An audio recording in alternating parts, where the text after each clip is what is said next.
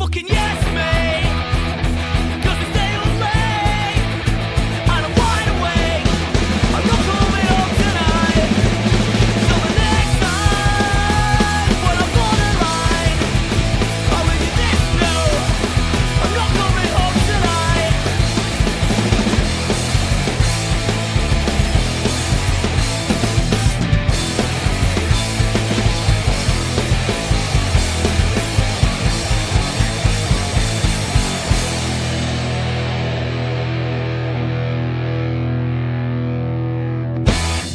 Hello, everybody, and welcome back to the Pass Interference Podcast. I am your host, as always, Max Whirling. How is everybody doing tonight? If you're listening to this in the morning, in the afternoon, whenever you listen to this lovely podcast, we are going to be talking about the championship games because, oh boy, were they good, but oh boy, were they controversial. And it's going to be a fucking phenomenal time. I haven't really talked to them. We've talked and texted with my other co-hosts, but, we'll figure this shit out as we go. Plus, we also have some news regarding the Ravens, the Chiefs, possibly the Bears, just some big news. But, of course, we are going to be introducing, or I will be introducing, the co-host to the imaginary right of me, the bearded one himself, Johan Jonathan Eckert. How are you? Doing pretty good, man. It was a pretty exciting championship weekend. Like you said, some very controversial calls in both games, but here we are, the Super Bowl set, and let's go. All right.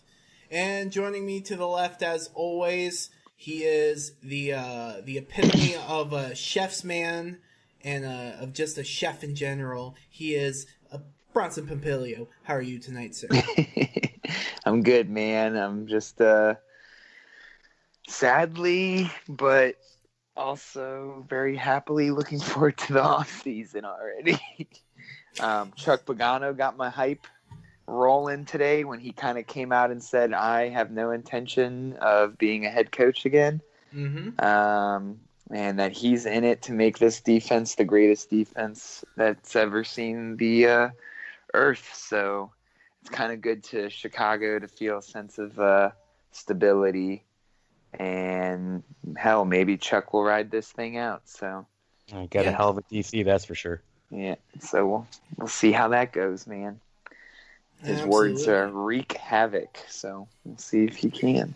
I know, and wreak havoc they should have, because we've talked about him being a defensive coordinator. If you really think about it, this Bears team reminds you a lot of what he had in Baltimore. You've got a Haloti Ngata type player and Akeem Hicks. You've got your pass rusher Terrell Suggs and Khalil Mack, and of course you got your Ray Lewis or your C.J. Mosley and in Roquan Smith. So this is a very, very good, very excellent Bears defense, I should say. I think this might be just as talented as the ones in Baltimore, if not more talented, because of the play you get from your cornerbacks. So, and your safeties. I mean, Jesus Christ, fucking Eddie Jackson and everybody on that defense is just phenomenal. So, I had to take a water break. There we go. All right, so we'll get right into the action here.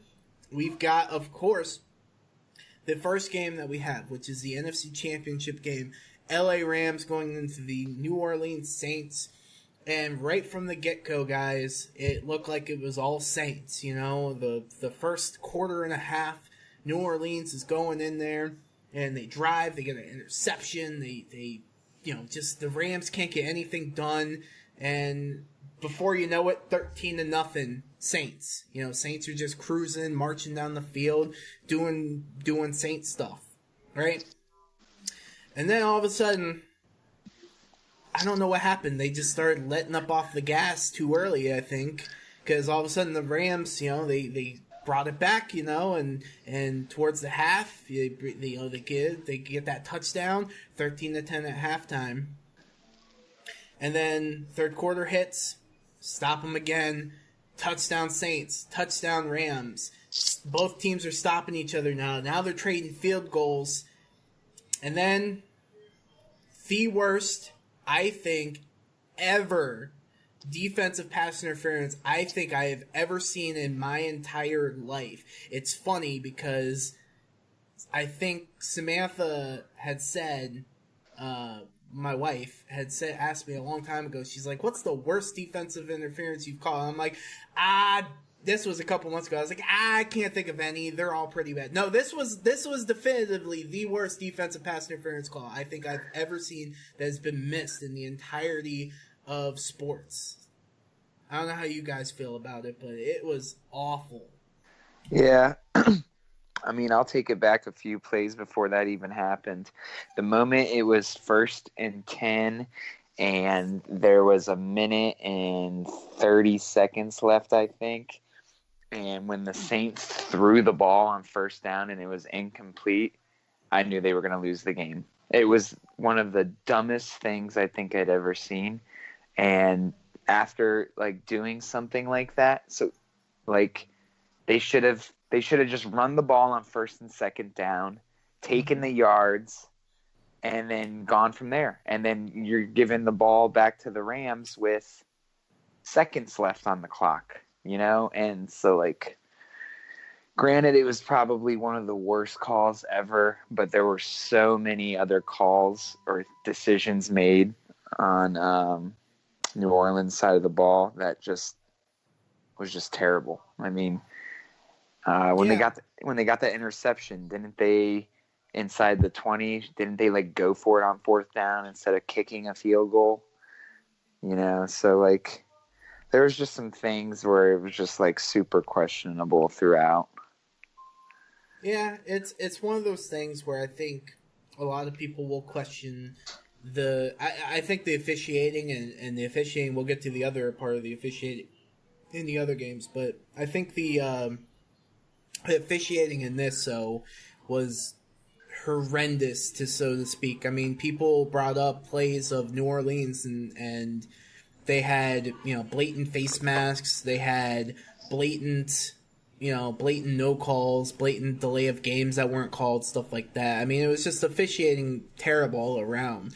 But I think what pisses me off, and John, I don't know how much of the game you watched or how much you studied it, but what pisses me off is earlier in the game, and I can't remember exactly when, but it was New Orleans had the ball, Drew Brees goes to throw, and same defensive back, Bradley Nickel, or Roby Nickel, or whatever, he fucking had another pass interference from, a quarter before. Blatant pass interference that they did not call. I mean, just ridiculous. Yeah, and I mean, I'm all for, especially in these types of games, letting the players play. But when it's that obvious, I mean, you have to start throwing calls. I mean, I remember last week when I was talking about the game, I thought the difference in this game was going to be whoever is going to run the ball well is going to win the game. No team really got it going. And I think another difference is early in the game. I mean, this is a New Orleans team usually. I mean, I know the Rams are great all around and on defense, but they had an opportunity to really make this game 21-0 early and, really open it up. And especially after the first interception that I believe led to a field goal. Yes. I mean, they were right there in the red zone. I thought they were going to punch it in. Going to the controversial pass interference call, I think everyone can agree that they should have called it. There were a lot of factors in the game that, the Saints could have really capitalized on to win the game. But one thing that caught my eye was earlier Ben Watson called out Roger Goodell in the tweet, and he said, "Commissioner Goodell, we all realize that football is an imperfect game played, coached, and officiated by imperfect people. What occurred last Sunday in New Orleans, though, was outside of that expected and accepted norm. Your continued silence on this matter is unbecoming of the position you hold, detrimental to the integrity of the game, and disrespectful and dismissive to football fans everywhere, from the locker room to Park Ave. Accountability is what makes our league great. Lead by example. We are waiting." And I mean, he is in a tough spot. I mean, I know right away that they want to jump to, should they start reviewing pass interference calls? And I mean, it's so easy to say yes, but I mean, that also opens up the door to, what else can they challenge, or is it ever going to stop? I mean, I don't know what needs to be done there. I mean, it's over and done with. It was an awful call. Everyone saw it. And, here we have the Rams in the Super Bowl. I mean, unfortunately, Saints fans are going to have to move on. But, I mean, I think they definitely at least need to talk about the possibility of reviewing pass interference calls or something. I don't know. I don't agree. I don't think we should be interviewing or start replaying and showing interference calls, because the game of football already is long as it is. If we start allowing pass interference calls to be challenged and all that stuff, I mean, I don't know. I don't. Yeah, I mean, see what would come with that too. If we started doing that, they would throw a fucking pass interference flag at everything now. Oh yeah, like offensive and defensive, which is just it would be so annoying because there's times where they should just let them play, but then and I understand that maybe that's what they were trying to do, but I mean, it's like, what point does it fucking give, Mm-hmm. Like, that's just on the refs. And like, I mean, there was a ref literally standing there staring down the entire play. Yeah. He didn't do anything. I mean, like, you should be losing your job or getting significantly fined or never to be allowed to fucking ref in a playoff game. Yeah, I mean, it's just, like I said before, it's just atrocious how bad the officiating was in that game. I mean, I know people will be upset, like I said earlier, just about that pass interference call, but you have to look at the whole entire game, and it was awful. I mean, absolutely disgraceful officiating, and this is a championship game. You can fuck up during the regular season. It is what it is. Good teams will overcome that. But these are the best of the best that the NFC has to offer. And to make no calls when there should be blatant calls that should be made, it's awful. Then to have the one referee's explanation of, oh, well, I thought the ball was tipped. Are you fucking kidding me? The ball wasn't even close to being tipped. There was no fingers. It was the perfect pass. It was... It's just... I don't get it. I mean, I could have maybe excused if... there's no way... Like the ball was overthrown. He wouldn't have caught it. Like, I could have taken that excuse better than... Oh, the ball was possibly tipped or... No, what? Just come out and admit you made a mistake. Like, I mean, if your eyes are that bad, I mean, maybe they should start checking these referees' eyes more often throughout the season. I don't know. I don't know, but that's the thing, is that it was just awful, and I feel bad for the city of New Orleans. Now, I know that there are some fans out there, some big fans, who are like, oh, well, Section 17.2 says that the commissioner can overturn the game and we can play. No. That's never going to happen. It's never going to happen. But I told, and we'll talk about the next game, but I told you guys in text, and we have the text to prove it. I told them, I said the fucking fix is in. Because the NFL... for what it's worth, loves its stories. And they wanted a certain story to be told. And that story was, they wanted the young, upcoming, possible next dynasty with the hot, fresh coach and Sean McVay and the number one overall draft quarterback with Jared Goff as the leading man in this, against, which we'll talk about in a second, the AFC Championship against the New England Patriots. The grizzled veteran team, with the old ball coach who has been there, done that, and has again, he's the gatekeeper of the AFC, and Tom Brady, a 6th-round draft pick. How many times have we fucking heard that over the years? But a 6th-round draft pick who nobody gave a shit about, who is arguably the best quarterback in the entire NFL ever. In the history of the NFL, he's arguably the best. He is the GOAT. And who won his first Super Bowl against the Rams. The Rams, right. So Folsom. you can't tell me that the NFL isn't eating this shit up. And you can't tell me that the NFL isn't loving this whole the way everything played out the way it did. Because tell you what, right now, if it was the New Orleans Saints versus the Kansas City Chiefs, I don't think people would care that much. I would, and John, you would, and Bronson, you would, but I don't think, I think people go, oh, the Chiefs and the Saints, oh, I don't want to watch that, you know? They want the story, you know. They want the Patriots, because whether you like the Patriots or whether you hate the Patriots, you want to see them win or you want to see them definitely lose. And with the Rams, you know, again, all we've heard about is how innovative is Sean McVay? How innovative is he that he came in there and he made this offense so great and so juggernautish, and he is just, oh, God can't even fucking touch him, because if God touches him, he might turn into a head coach for another team. And I mean, yeah, there are teams everywhere right now looking for the next Sean McVay. You don't see teams looking for the next Andy Reid. I mean, I love Andy Reid, don't get me wrong.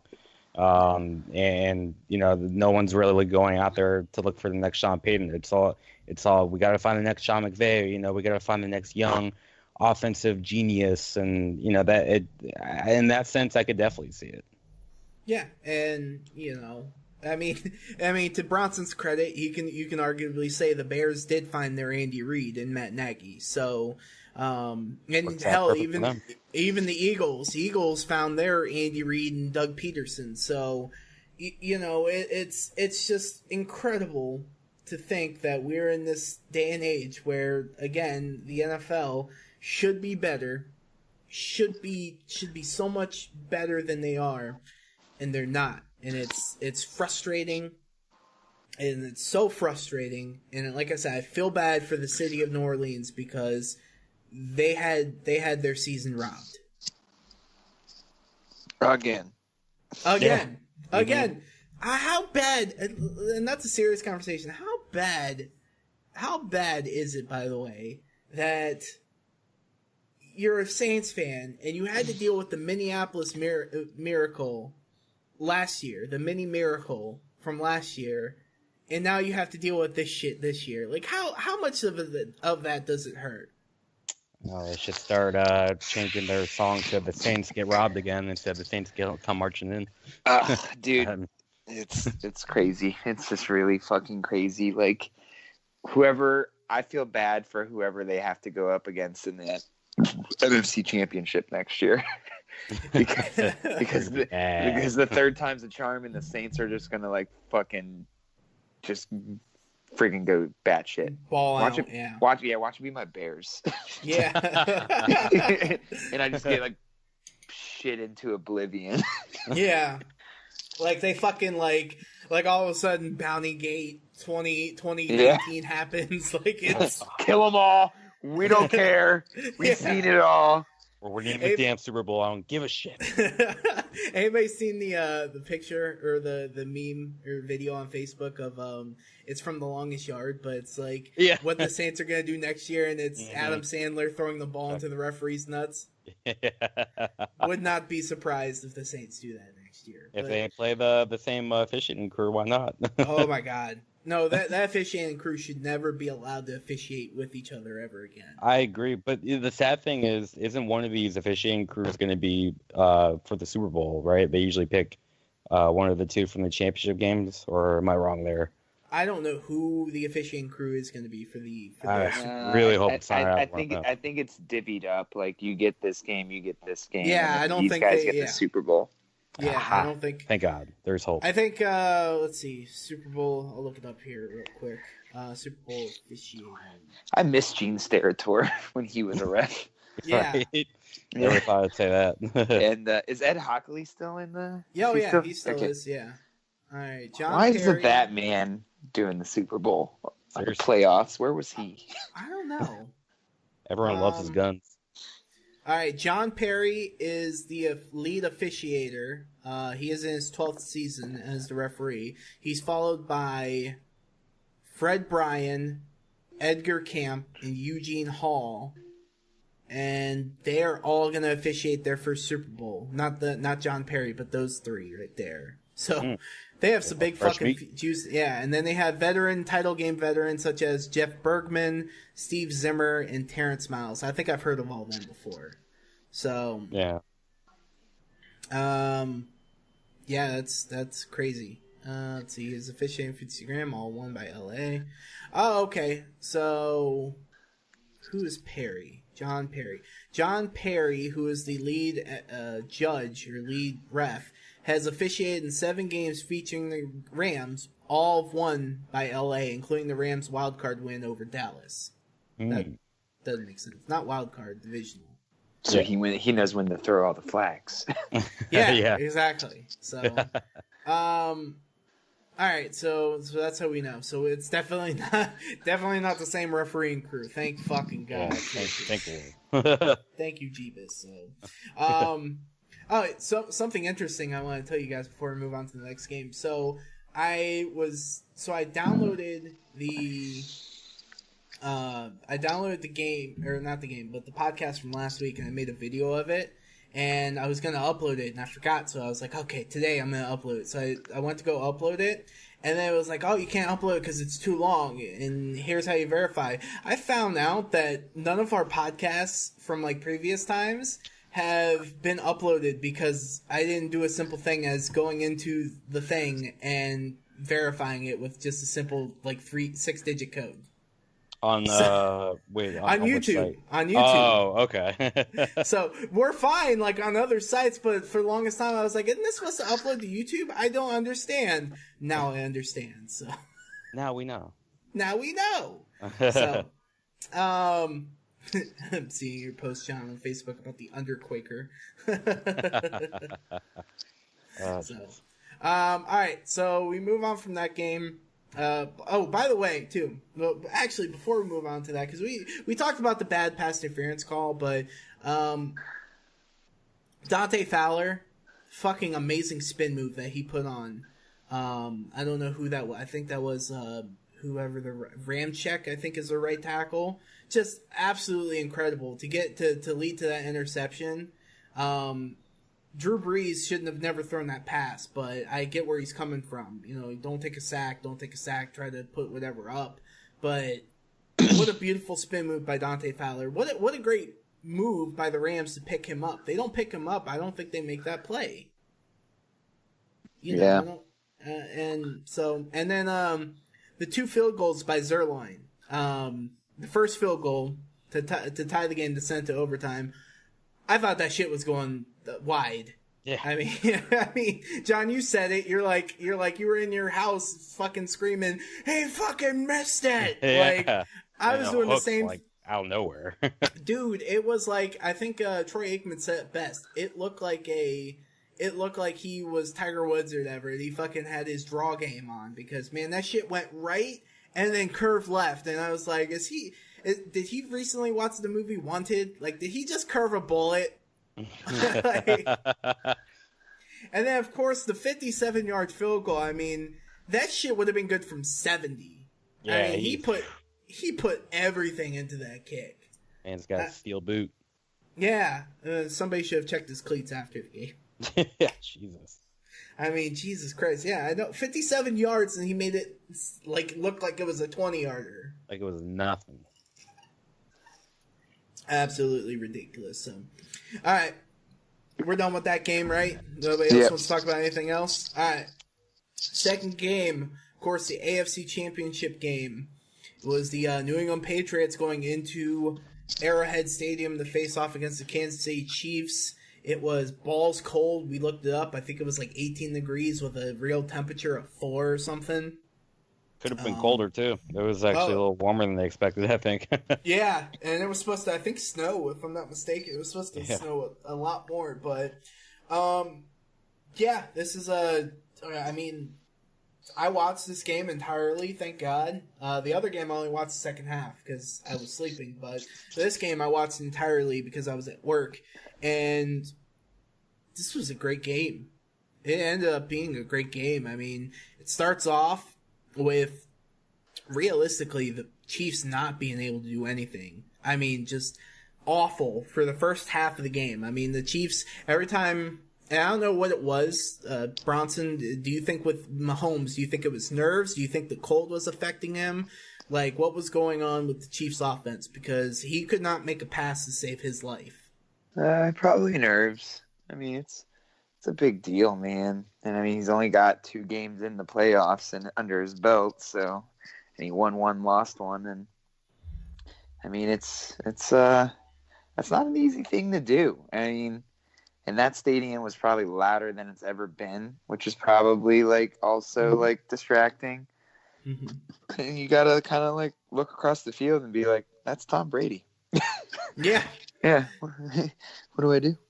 Yeah, exactly. So it's funny because watching the game, I mean, the Patriots had the perfect game plan in the first half, which was run the ball, run the ball, run the ball, run the ball. Don't stop running the ball. Pass a couple times, but keep the ball out of Mahomes' hands.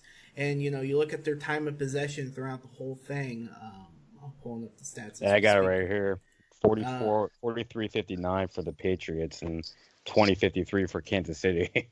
Yeah, I mean, you can't win when you have less than almost, a quarter of possession. You know, I know that the Chiefs' offense is explosive and it's amazing and all that stuff, but you just can't win like that. And they showed why, because that defense, as terrible as it was dog tired at the end of it. They made a couple plays, they made a couple really good plays, but, they were tired when it came down to the last few minutes. And you could tell that they were just dog-ass tired. But, like I said, first play, or first series, 15 plays, 80 yards, 8 minutes of possession. Second one, 11 plays, 43 yards, 6 minutes of possession. That ended up in an interception, but, I mean, every single time the Patriots had the ball up until the end of the first half, they held on to the ball for more than 4 minutes at a time. And that Bronson, you played football. That sucks the life out of you. Right. Yeah, on both sides of the ball, because you got the offense going back out quicker, and then you got the defense not getting any rest. Yeah, exactly. So, kudos to the Patriots in the first half, and then the second half hits. And then that's when we see Money Mahomes. That's when we see, what we saw throughout the regular season. He just gets back there and he just makes a good play. Then he makes another good play. Then he makes a really good play. And then finally, touchdown. They get their touchdown and they start rolling, and you start seeing Mahomes. He's starting to shake off everything. He's starting to shake off the cold, shake off the nerves. He's making fucking under old school submarine pitchers type throws. Like he's fucking flicking his wrist and throwing the ball and making these impossible throws that nobody can see. And then we have a shootout in the second half, gentlemen. I mean, an absolute shootout. Touchdown, field goal, touchdown, field goal, touchdown. They kept trading blows. Interception by Kansas City, and just when we think Kansas City is going to pull it out, then the refs come back into play. And the officiating was bad enough in New Orleans, but this was pretty bad for the final, for the touchdown drive that the Patriots had. You have the bullshit ass call of roughing the passer. And I'm so sick of the rules for roughing the passer. I am just done with it. And I know that was the dominating headline. It was like the NFL, like I said, it's like the NFL, loves their stories. They're like, oh, everybody's forgotten about roughing the passer? Let's make sure we call a couple of them this game. And boy, howdy did they, because they called one of the worst ones, because all Chris Jones did was get his arm up, and he tapped his shoulder, and his shoulder barely rubbed his helmet, and you call that passing, or you call that roughing the passer. Like, are you fucking kidding me? I don't even think it hit him like on the head. I think it like was his shoulder and chest. I one angle I saw, it bapped him in the face. So like his forearm briefly touched his face mask, but even then, that's still a no call. It's not like he like grabbed his face mask and like fucking like hulked him, like hulked the Loki and just started like smashing him to the ground and shit. You know, he put his hand up to make a good play and he fucking barely tapped his face. I'm sorry, that should be a no call. It's like this. It's like the officiating crews should have switched places. You know what I'm saying? Like the officiating crew that made all the calls should have been going into the New Orleans game, and the officiating crew that didn't make any calls should have been in this game. Well, no, what happened was after the New Orleans games, the New York called the refs in Kansas City like, you need to throw a flag at fucking everything. Save us. Yeah. And then even before that, man, the call with Julian Edelman where they're like, oh yeah, it's a fumble and it's a recovery. Oh no, sorry, it didn't touch him, but nobody could fucking make out that it didn't touch him. Even everybody in the booth was like, I mean, it could have. I mean, I don't think that's enough to overturn it. What happened to definitive fucking overturns? You know what I mean? Right. It has to be definitive. I cannot sit there and watch that 100 times to go, I mean, that angle looks like it touched him, but that angle doesn't. You know, I can't sit there and go, yep, that definitely touched him, or nope, that didn't touch him. You know what I mean? Mm-hmm. It was awful. It was fucking full. And there was that. There was I'm divided on the call of neutral zone infraction on D Ford at the end there. That call that basically, if the Chiefs would have picked it off, they would have won the game. Yeah. I'm divided. I don't know how you guys feel about it. You know, it was a good call. It really was. Yeah. But again, that situation, it was like, man, keep your flag in your pocket. Like keep your flag. I mean, no. I mean, because he was offsides. It's as simple as that. I mean, he was being an idiot. He wasn't thinking. Yeah. And he lined up offsides, right? Yeah, and then it's the wide receiver next to him. It's his job to tell him, hey, yo, motherfucker, get your ass back. What you doing? You know, or not the wide receiver, but the corner. Yeah. He's looking at the quarterback. It's his job. You know, he sees him. He's like, yo, back up. Like, in D Ford, you're on the line of scrimmage. Like, how hard is that? Like, what were you doing? Like,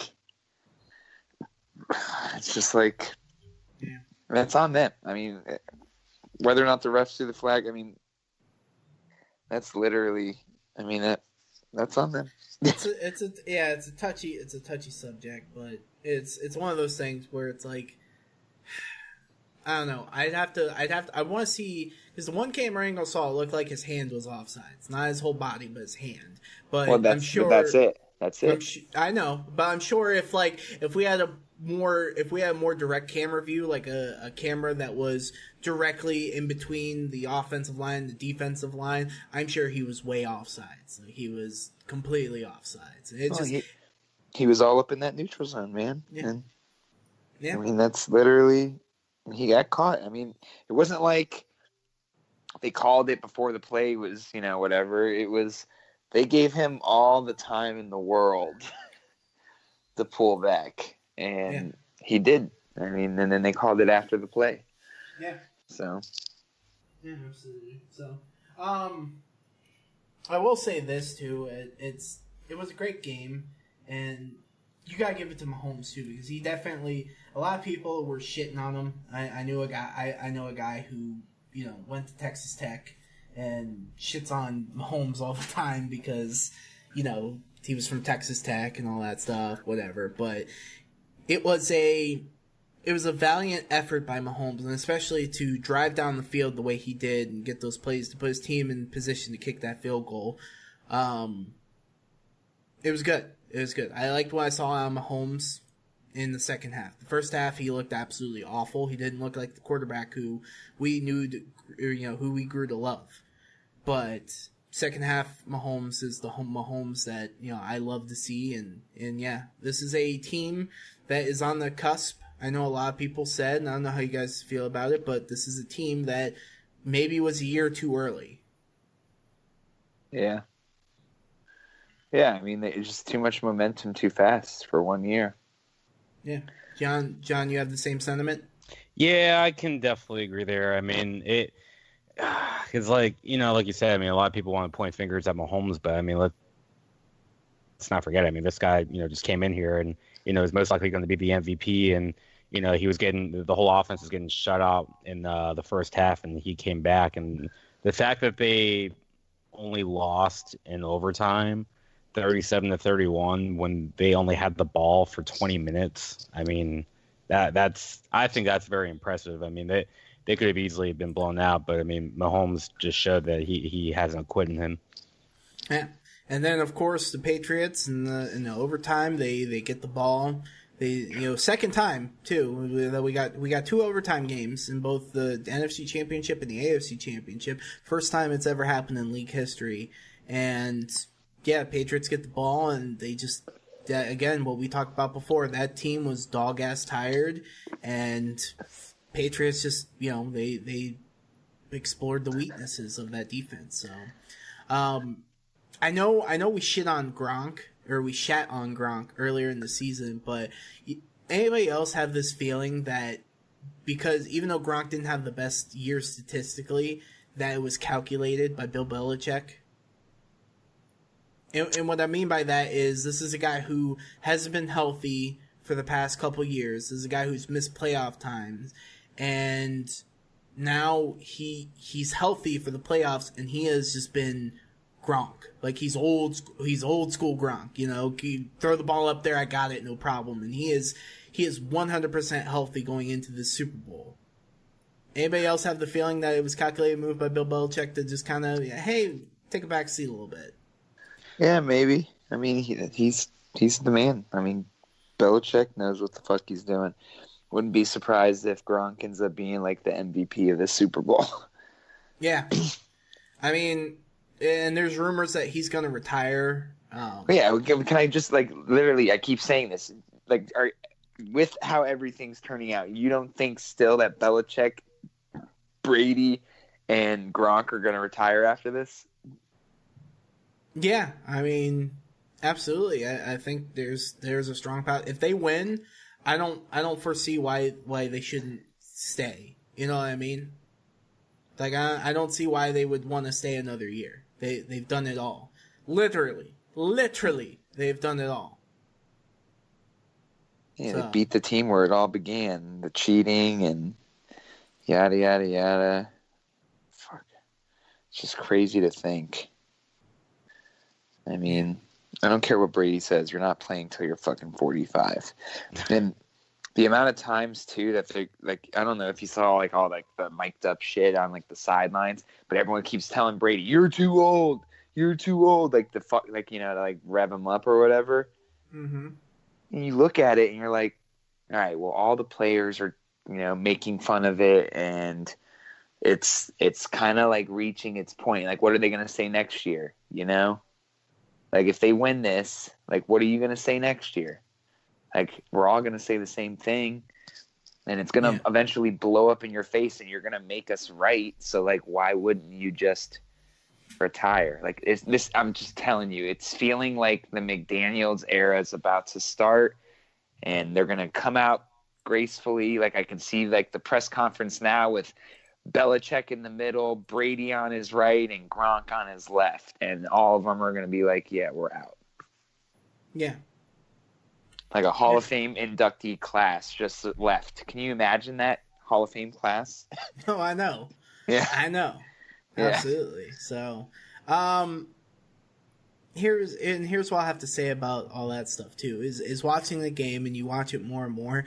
Again, that game plan, not only with the fact of the running of the ball, but they did what the Chiefs and a lot of teams and even the Chargers couldn't do. They had the easiest matchups. And what I say by that is the Chiefs and the Chargers have linebackers who are downhill run stuffers, and obviously the Chiefs didn't stuff the run this game. They did not by any means of the way do that. But what I mean that is that they're not the fastest linebackers. So you look at the Chiefs and you look at the Chargers, and what did Brady do all this game and all the last game? All he did was, I'm gonna check it down.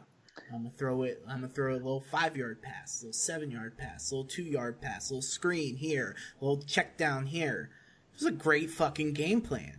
I mean, say what you want, but Brady, when he has to throw 10 yards or less, still is one of the most accurate quarterbacks. Top 3, I would say, when throwing the ball 10 yards or less. Yeah.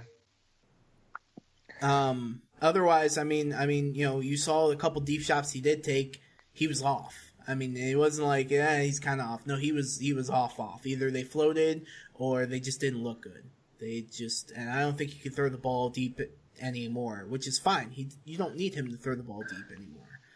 But I think this is going to be a nice matchup for the Rams because they have fast linebackers. You've got a Mark Barron, you've got some safeties there that can do some coverage skills, and you've got a Corey Littleton, guys who can easily go up there and cover these people with enough speed and everything like that. So, but we're not going to talk about the Super Bowl. We'll talk about that next week because that is Super Bowl is next week. It is Sunday, February 3rd. We are recording on January 24th, so we'll talk about the big game next week. So, another thing I wanted to bring up too, two things. One, I was talking over with somebody, and one of my coworkers, and we were saying, is Brady the greatest quarterback of all time? And I literally looked at him because we've had the discussion in basketball: is LeBron the greatest basketball player of all time? And I looked at him and I said, Tom Brady's basically LeBron James. What? I said, yeah. I mean, think about it. LeBron James and Michael Jordan are the same thing as Tom Brady and Joe Montana. One went perfect in the finals in the Super Bowl. The others have been to it more times and have lost more.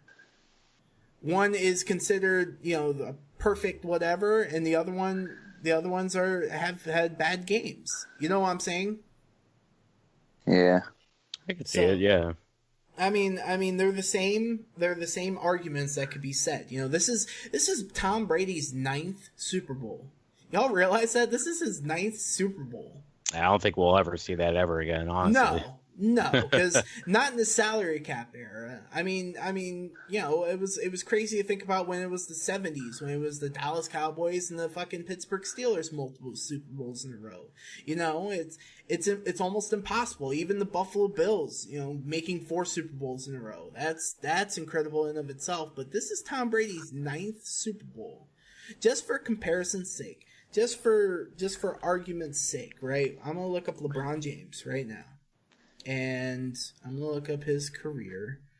And let's see now. He made 1 final. He made 2 finals, 3 finals, 4 finals, 5, 6, 7. He's made 8 finals, I think, in his career. And I think he's 3-5 in them.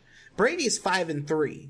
So Brady's had more success, obviously in the big championship game and in the big series, but I still contend that it's the same argument to be had either way. Right. So no, I feel that. So, yeah, and I mean, once Brady's gone, dude, it's gonna literally it's gonna be sound like earthquakes through the NFL because from here on out, it's just gonna be like an audition tape for who's gonna be the next nuisance of the team. I don't think the NFL's ready. They're not ready to let go of Brady. No, break I think, up. Yeah, so you're gonna have these teams like the powerhouse teams that are up and coming. The Eagles, the Bears, the Rams, the Chiefs. I want to say the Chargers, but the Chargers are on like a 2 or 3 year window. Mm-hmm. Same with the Saints. So like, hell, the Pittsburgh Steelers. So like those young teams, it's literally going to be like, all right, who can build the best team and hold on to it for the longest? I mean, if you like look at all these other teams, you got the Eagles. They're pretty solid on defense. They are really weak at their entire secondary is garbage, but they got a good line. You got a great quarterback with no running backs. You got your tight end, and you have your number one receiver, arguably a number one receiver. He probably isn't with Alshon. And then you got the Rams, who have to win it this year or they're screwed next year because they're losing Suh. They're potentially losing Fowler. I think they lose Talib, right? No, Talib is on for another year. Okay. And then what about Peters? Does he have to get paid? He has one more year as well, if I'm not mistaken. Okay. Hold on one second. I'll look up over the cap as we speak. Yeah. They have for free agencies coming in for the 2019 class. They have Sue, Joyner, Saffold, Dante Fowler, Dominic Easley. Those are all starters. Yeah. Dominic Easley's he's been a rotational player, so he hasn't played that much, which is fine. But yeah. And Corey Littleton's a restricted free agent who's played 96% of the snaps. So and then on offense, Cooks is under contract, Woods is under contract, Gurley's under contract, Goff is under contract for what, another year? Let's see. Hold on one second. Right? Yeah. Let's see. 2020. And then it's his 5th year option after next year. Yeah. After that, it turns into So he's under contract through 2020, and then they have a 5th year option that will, that they'll have to pay out. So so that's going to be the interesting thing. Is like the Rams, they got it on offense, but they're not going to have anything on defense after next season. Yeah. And they have just for Donald. sake here. Yeah. Well, they have right now as we speak. Right now, they have $35 million in cap space. This is after everybody leaves. So this is after Sue leaves, Fowler leaves, Joyner leaves, stuff like that. They have $35 million in cap space. And some of that's going to have to go to Goff. Most of it. Yeah. But, I mean, if you think about it like this, okay, Andrew Whitworth, he's 37 years old. If he wants to hang it up, I think that cap number goes away, so that's $15 million in cap space gone. Obviously, you don't want to see him lose because he's their left tackle, and then you have to replace him. I think he'd come back another year. Yeah, there's a possibility of him. So even comparison's sake, we'll keep him on the roster, right? Michael Brockers, if you cut him after this season, that's $10 million you Save. Mark Barron, you could save $6 million if you cut him. Marcus Peters. But here's where I'm getting though too, is like you can't cut all these people when you're going to be losing a lot of people too. Well, no, I'm just saying if they want to keep those people but cut those. So if they wanted to keep Sue, and I don't think they'll keep Sue. I think Sue is doing what, again, to bring up the NBA, he's doing what DeMarcus Cousins is. He's joining a super team to win a Super Bowl. So, and I think that's fine. I think Sue will get paid big money next year to somebody. I don't know who, but somebody will pay him big money, which is fine. But as for the other players, as for Dante Fowler, I mean, I think they make a run at trying to keep him. I really do. LaMarcus Joyner, even though he's good, I mean, he's also 29. You can see some regression there, and he hasn't been impressing me as much. The other big key here too is Roger Saffold. They have to bring him back. He's been really good since he's joined the Rams. Right. Well, yeah. So pretty much what I'm getting at is they're losing a lot of pieces after the end of next season, and so their stability going forward is very much gone. In question. Yeah. Yeah. Yeah, you got the Chiefs looking to pay Mahomes $200 million and then maybe you'll be able to re-sign, or you probably will be able to sign Hill, but then you're like screwed everywhere else, and you already have this 32nd ranked defense. And let's just go ahead and talk about this for a hot second. You hired Steve Spagnuolo to take over the defense, and he is a perennial mediocre DC. I mean, they'll probably go from 32nd to 22nd, you know. But that's the thing with this offense. The way, if the offense stays as it is and continues up the pace that they have, then that's all you really need. You don't need to have the best defense. You can have a middle of the road defense. Right, but like, am I counting on Sammy Watkins to be healthy all year next year? Hell, fucking no. you know? No, yeah. I agree. And so then you got that there, and then what team did I not go over? Oh, my Bears. Oh, yeah, I got lots to say about them. We got our quarterback for another 3 seasons with no contract. He's not going to command anywhere near Mahomes' money, which makes me very happy. You got question marks at running back. Tariq will be on the team for another 2 or 3 years before needing to be re-signed. And then, I mean, he's making 5th-round pick money, so he's not an issue on the cap. Allen, Taylor, Anthony Miller are all under contract for the next 4 years. Trey Burton is also under contract. Mm-hmm. Our entire offensive line is under contract. Unless, of course, you get rid of Kyle Long. Yeah, and that's fine with me. I'm okay with that. Yeah. Because our interior offensive line was playing just as good, if not better, when he was hurt all those games. Mm-hmm. So, like, yeah, I say trade him to, like, the Texans. They could use his ass big time. And then on the defensive side of the ball, the only person that isn't under contract this offseason is Adrian Amos, and he's a free agent. And then Eddie's under contract for another 3 years.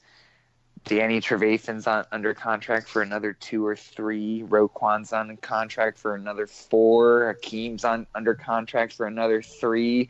Mack is under a contract for another 5. Yeah. Kyle Fuller's under contract for another 4. You see where I'm getting at with this? Yeah. My entire fucking team is under contract, baby. Now the big free agents I'm seeing, and this is just based off of snap percentage. I'm not basing off of usage because I'm only doing, we'll say 25% of snap usage. So Bobby Massey, he's a free agent. Yeah, right tackle. Yeah. Aaron Lynch, he'll be a free agent. Yeah, I ain't worried about him. Bryce Callahan's a free agent. See, I would like to bring him back, but he was our nickel corner, so like he isn't like a top priority. And Sheriff McManus, who's under contract with us, played really fucking well. Yeah.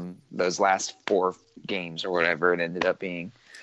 Brian Witzman, the left guard, is free agent. He used about 50%. Yeah.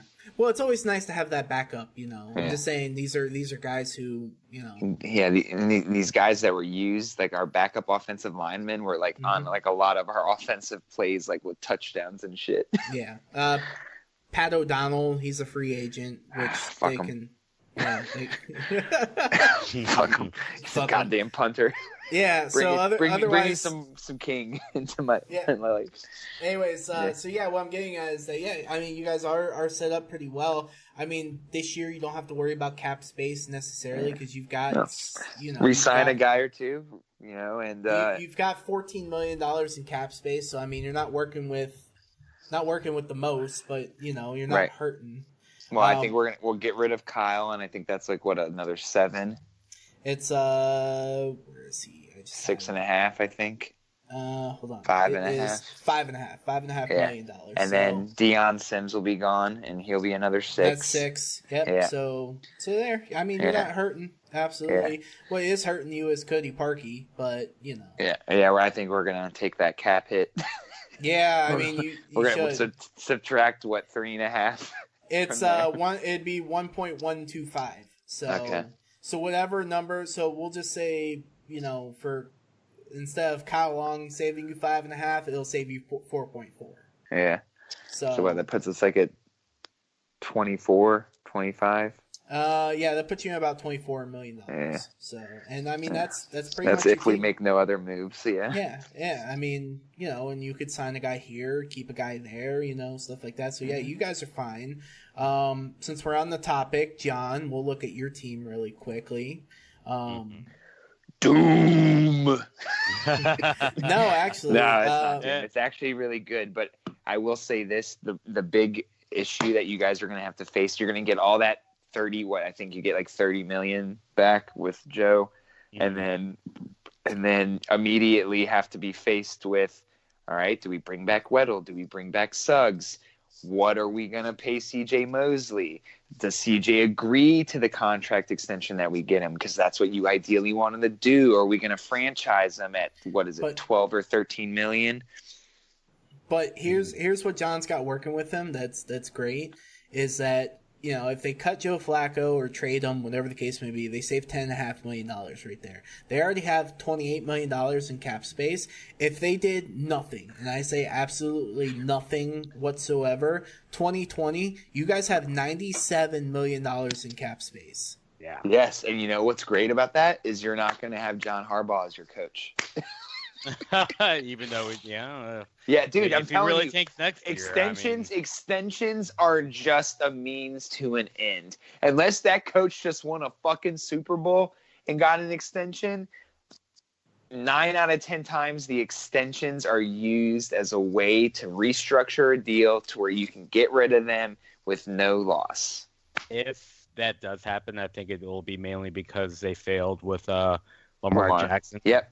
And I think that was the only reason why they brought him back, is just because he has a good rep with Lamar, and they're like, oh, well, he did great with the development of Joe Flacco, and it seems like, what's terrible is like you guys don't know how to develop receivers at all. Well,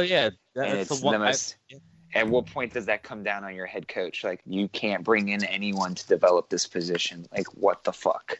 It's for some reason. It's Rashard Perryman is getting a contract extension from the Cleveland Browns. Yeah, and for some reason it's been a problem even before Harbaugh. I mean, they've drafted wide receivers, and I know they didn't really have any great quarterbacks before Joe Flacco. But I mean, they for some reason they just can't figure out that position. I don't know what it is. Yeah. I mean, just for comparison's sake, some free agents that will be hitting the market. For 2019 for wide receivers. Kevin White, baby. Yeah, you've got Kevin White, but no, some serious people, not Kevin White, but you got Randall Cobb. Oh, that's serious. Yeah, he's produced decent results, and he would be an instant upgrade over anything in Baltimore. Let's be real here. Yeah, but you got to also convince these players to go to Baltimore.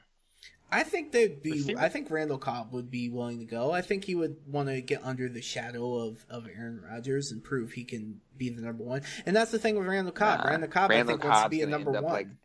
Randall Cobb is going to go to did you just say Randall Cobb wants to be number one? I think he wants to be a number one, yeah. No, he's not going to be a number one. He's too old. I'm not he's saying at a point in his career where he can't be.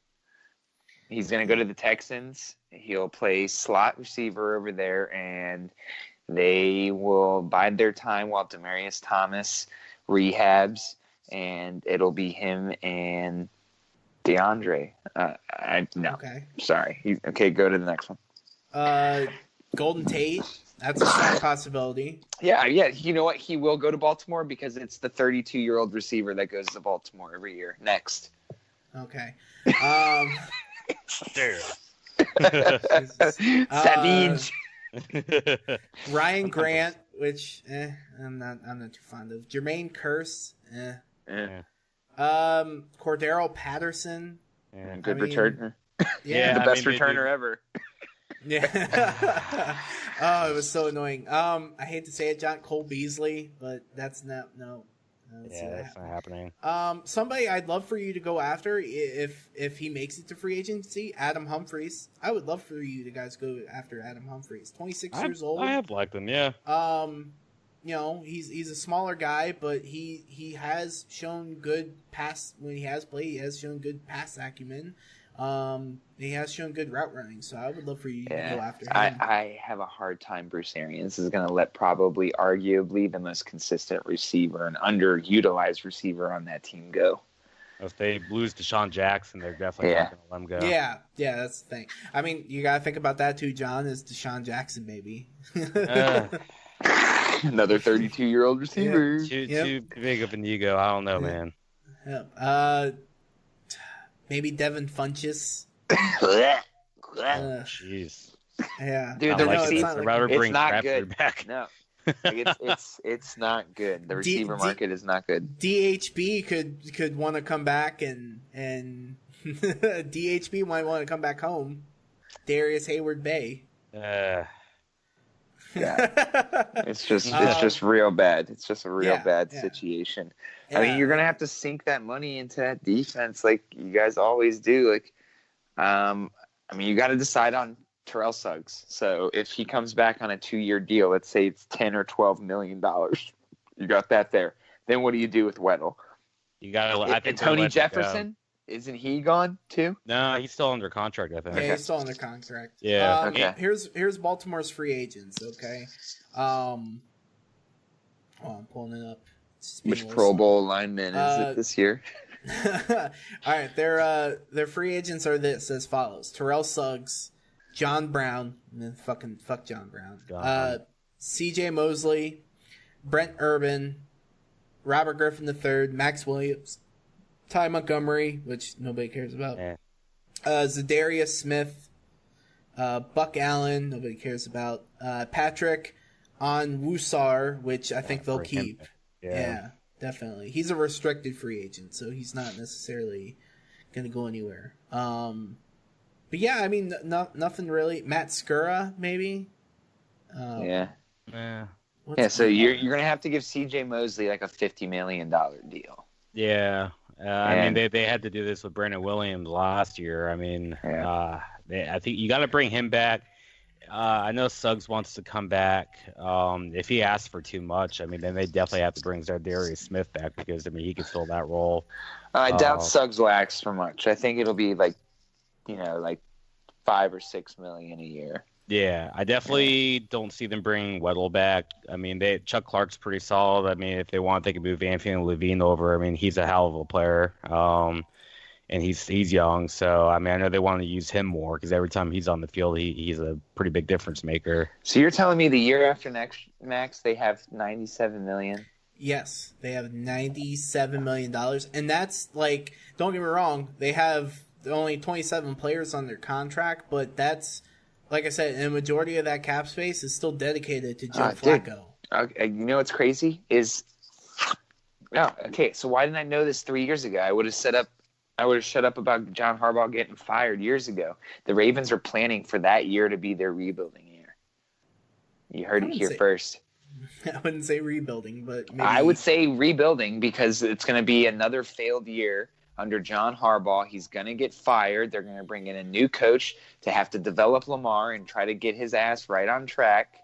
I mean, honestly, as of right now, let's just be honest with ourselves. Okay, you had this guy already on your coaching staff, okay, Greg Roman, okay? Yes, he's had success with Tyrod Taylor and Kaepernick. That is a known fact. But don't forget that this guy's also gone to other teams since then and had zero success. So I don't believe in it.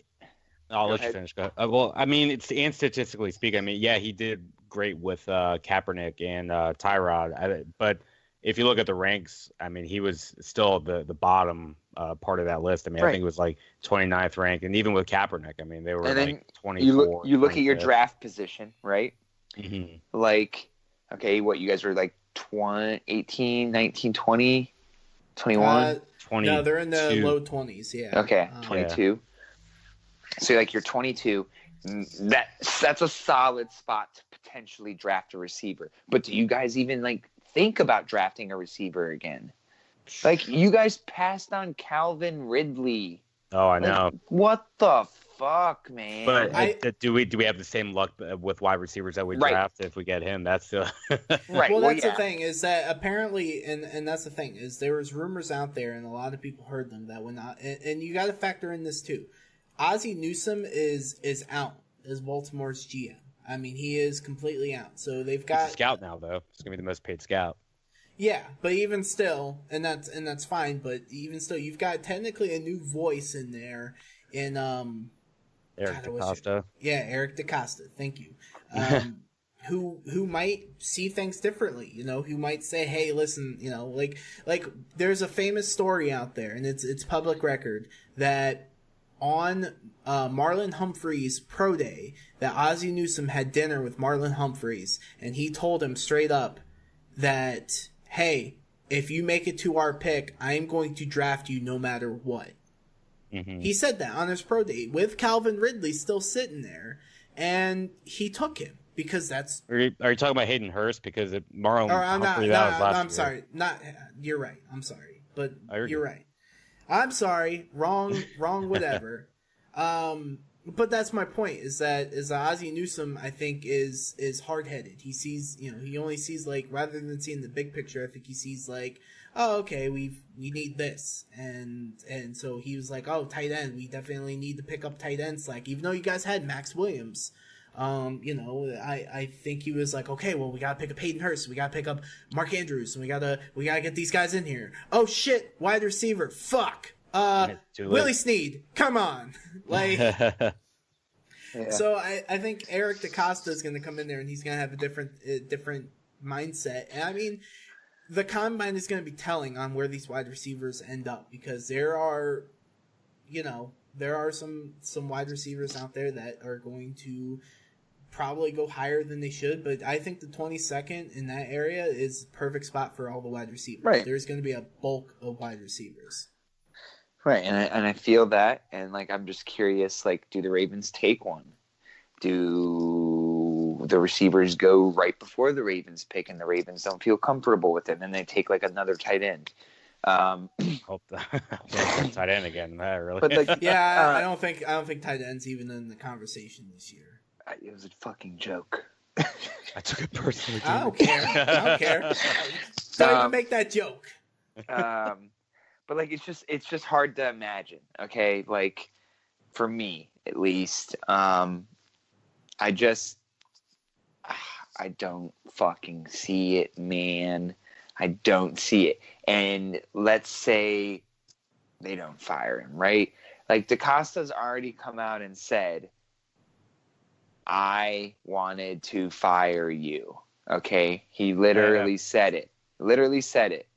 Now, the Ravens got to the playoffs. So he's like, all right, fine. I can't fire him. Let me look at these coaching candidates. Nothing really excites me. Let's admit it. I mean, the coaching candidates this year are either really fucking random or like there was one or two good ones and that's it. And like, what are your chances of getting him?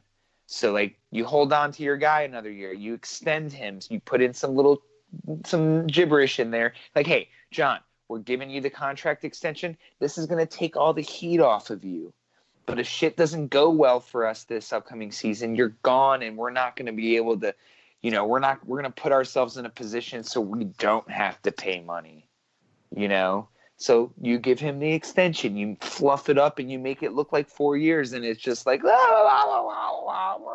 so happy we have John Harbaugh for 4 more years. And you're telling me you almost have $100 million, if not more, the following year? You're going to bring in a new mind. You have to. I've been saying this for years. If they do it, it has to be an offensive mind. Yes, because it's going to be like fucking panic mode. You got a rookie quarterback come into a subpar system, and you ran him through that subpar system again, and you can't do that. What if it's Mike McCarthy? How funny would it be though if Michigan has another terrible year and it's Jim Harbaugh? I don't think Jim would ever take his brother's job from him. Yeah, he wouldn't do that. No. That'd be fucked up. But like, I think like know. I just feel like it feels like too like set up. I mean, like the Ravens cap has been garbage since the day John Harbaugh has been there. Okay? It's been garbage. And then you're telling me he gets another year, and then the year after next, they get $100 million. When was the last time you remember having $100 million in cap, John? Never, man. I've never heard that number that high. Yeah, and now look at the teams that do have that much cap. Like they're like up and coming. You got the Niners, you got the Colts. The Bears were that team 3 years ago. Mm-hmm. Okay? I mean, we had all this cap. So for 3 years in a row, Brian Pace was like, this is my free agent. Like, I'm going after it. 1 year it was Danny Trevathan. Akeem Hicks was one of them. There was a few fails in there. We signed up, an ass ton of receivers last year, and then we did it again this year. I mean, the last several years we had between I think year one, at one point we had 90 million. And then last year we had 65 million. And then so we slowly got down. Now we have 15. So I mean, if you're, I'm just saying, look forward to the future. Hope your team sucks because, I mean, fuck hope because it's only going to get you so far. Yeah, it may get you to the first round of the playoffs, but then that only prolongs the fucking process. I had to sit through 4 years of John Fox. All I did was hate on my own team. Fucking lose, you fucks. You suck. This is garbage. Just absolute garbage. The defense was just exhausted every week. Man, just let it be. That will be me, though. I will say that will be me if they come out next year and Lamar Jackson hasn't developed as a passer at all. Yeah. All right, time to move on. Suck and get a high draft pick. The QB class next year is supposed to be real solid. So, yeah. Let's do it. So you'd say suck and then, go for another quarterback? I mean, if Lamar's going to, hey. Turn him into a running back? Dude. You draft a great young quarterback. I mean, like I said, the class is awesome. And then you also have 90 million in cap room and be like, okay, here's a bunch of toys for you. Yeah. Okay. Who knows? Yeah. I mean, you could really realistically, and he probably won't be open to this because he was so anti. Right. Playing he was so different positions. Yeah. Turn him into a fucking Brad Smith or a Cordero Stewart. Hey, you're gonna be the guy. You're gonna be the everything player. I want you to play quarterback, play running back, play wide receiver, play fucking special teams. Be Taysom Hill. Be fucking Taysom Hill. Works for him perfectly down there. Yeah, but we shall see. Yes.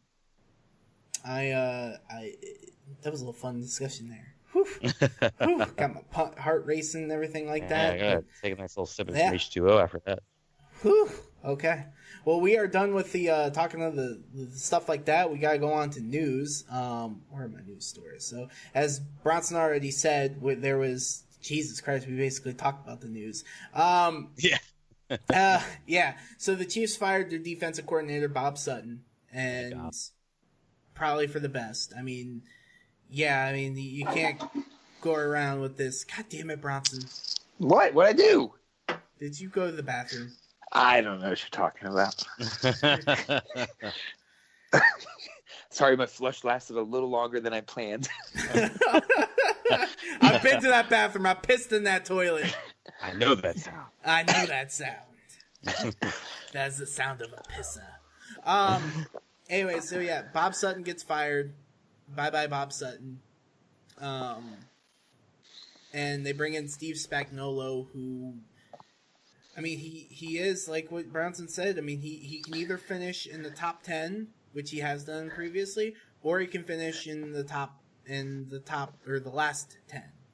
So, but they're hoping he finishes somewhere in between, because like I said, if they still have the offense, they still have everything like that. That one top 10 year was the year on the Giants, and then he's never achieved that since. No, he's twice. He's finished twice in the top 10, or 3 times actually. 2007, 2008, and 2016. Was it the Giants? As the Giants' defensive coordinator. Yes. And so all those players are gone, and he's never been able to reap success since then. Well, 2016. I mean, that was pretty recent. So. He was on the Giants for that? Yeah, he was the defensive coordinator for the Giants in 2016. Because remember, he was the Rams head coach, then he got fired, and then he went to the Eagles, and then was let go with the Eagles, and then he went to the Giants again. So, I mean, he has success. I know, yes, but he had pieces wherever he went.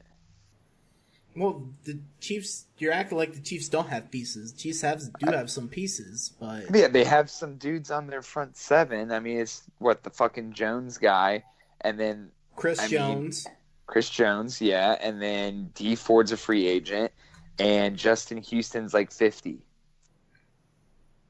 Well, they also will get back a healthy Eric Berry next year. Yes, and how old is he? And for how long? Eric Berry 31. Eric Berry is 30. He will be 31. I'm trying to look for it on his birthday. Doesn't have here on Over the Cap, but he will be 30. Probably 31 next year. Yeah. So even still, but they have some other pieces. They still have. And I feel like Eric Berry hasn't played a goddamn snap in like 3 years. Well, that's because he's been injured, but. A whole offseason of rehabbing and everything like that. I mean, he did play 2017. He wasn't that good in 2017. 2018, he was just injured, but he should be back to Eric Berry stuff, I think, next year, as long as he's healthy. Yeah, Justin Houston, I mean, they could cut him, honestly, and save $14 million in cap space if they wanted to, and that would bring their total up to $50 million in terms of the cap space. So... what they need to do is they need to worry about like Mitchell Schwartz. They need to make sure they re-sign him to maybe a contract extension, maybe bring his cap number down. So I think. How many years is Chris Jones on contract? He is a free agent after next season. So he like Tyreek Hill is extension eligible. I think they will, and they've already said that they're going to prioritize extensions for Hill and Nelson and see where they're at with D Ford. Yeah. So, I think D Ford's gone. I most likely yes, but I mean he's also he'll be 28. He can come to the Bears. He can be a rotational guy. Yeah, you would love that, wouldn't you? I would fucking cream my fucking mother effing pants, man. You won't have enough cap space for him. There's other teams that are gonna overpay for D Ford, so bank on that. Yeah, I can fucking dream, motherfucker. Yeah, you can. So, so that was that with the Chiefs, and obviously they have to prioritize now extension with fucking Mahomes, which could earn $200 million, which is. I mean, my hard on for Patrick Mahomes. You know how much I love Mahomes, but I know, that's all we're gonna get is Mahomes boner and nothing else from that fucking team. Yeah, because it's gonna be like a modern day Dan Marino type situation with their God damn it, dude. They better hope they can draft him. Why? How and why did they decide? Like, yeah, we're gonna make him $200 million. Like, why? Like, why? Yeah. It's 1 year. And you just came out and said that. You assholes, man. It's going to make the quarterback market so much more inflated. It's like, it's insane, man. See, you keep saying Trubisky's not going to ask for that much money, but I mean, Trubisky could. Trubisky could be like, look at the price of quarterbacks. Right, yeah, but you're putting a Trubisky year in comparison to a Mahomes year. Not close. I know, but if they value him as a franchise quarterback, then I expect him to be paid like a franchise quarterback. I'm not saying he's going to be Mahomes paid. I expect Mitch Trubisky to get paid before Mahomes does for that exact reason. Well, what? They're both up for their extensions the same season. Yeah, I mean it'll be interesting to see. I think Trubisky. We'll wait until Mahomes signs his, and then once that number comes in, Trubisky won't try to top it, but he'll say you'll have to pay me between Aaron Rodgers and Patrick Mahomes. I don't think he will. You can't. I mean, you can't. You can't compare the two. He would make between like maybe Russell Wilson money. maybe. But he's not going to get Mahomes, Rodgers money. Like, get out of here. He threw for 3,500 yards, and Mahomes threw for 2,000 more. It just depends on how much. Fine. If not Mahomes, Rodgers money, Russell Wilson's making $22 million a year, and I think they're going to make his contract go even larger than that. You could see him go for Cousins, maybe Matt Ryan, that $30 million a year fucking offer, because they value him as a franchise quarterback. He's going to want to expect to get paid as a franchise quarterback. Yeah, I just don't see it. I'm sorry. What if Trubisky throws for 4,500 next year? If he throws for 4,500 next year, I would say that's awesome. But the top 15 quarterbacks in the NFL do that every year now. And you're not going to convince me that Trubisky in year 2 deserves that much money. If the Chiefs want to pay their dude $200 million, they can. But I guarantee you the Bears will sign Trubisky to a contract before Mahomes ever gets a chance to get his. Because Mahomes' contract is going to take a hell of a lot more negotiating. The Bears are going to say, hey, we value it this number. And Trubisky's going to be like, yeah, that seems all right with me. Like, I'm in year 3. I threw for 7 touchdowns in my first year, 25 in my second year, and only 3,300 yards. Rex Grossman threw for more yards in a season. I think if I did a little bit better, I can ask for this much money. I think he'll get close to, he'll probably hit $100. But I don't think he's going to get like any absurd. He's great, don't get me wrong, but I think the premise is put on our defense first before the quarterback. Definitely. This is the Chicago Bears, man. This isn't the fucking Green Bay Packers. This isn't the Chiefs. Like, our primary focus is our defense, and it always will be. Yeah. And Trubisky's going to have to accept that, because Trubisky doesn't succeed without that defense. It's as simple as that. The Chiefs don't succeed without a quarterback like Mahomes right now, too. So I mean, they're two different teams in that regard. Two different types of players too, though. Yeah, that too. Yeah, I mean, Trubisky can play at a high level. Don't get me wrong, but he's not like he's not ungodly. Like, he's not Mahomes. He's not Rodgers. So you can't put them in that same category. Like, he's going to make anywhere between, like, I mean, what the fuck did Blake Bortles just get paid? $17 million. Yeah, so he'll get between Bortles and, like, Russell Wilson money. I agree with your assessment. I wouldn't pay more. My top line money, I would say, is Alex Smith. Alex Smith made $23.5 million. That's my top line. Like, that's as far as we'll go with you. I'm just saying that I could see with a couple more years, the quarterback prices keep jacking up, and I could see a couple more million added onto that. I'm not agreeing with it. Well, we are in an advantage because we owned the top pick from that draft.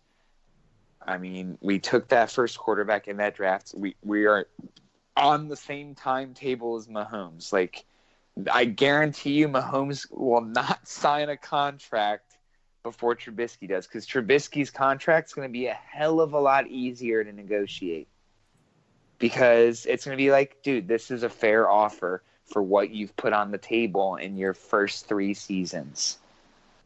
In terms of Mahomes, his first fucking season on the table broke the records of 3 Hall of Famers in front of him.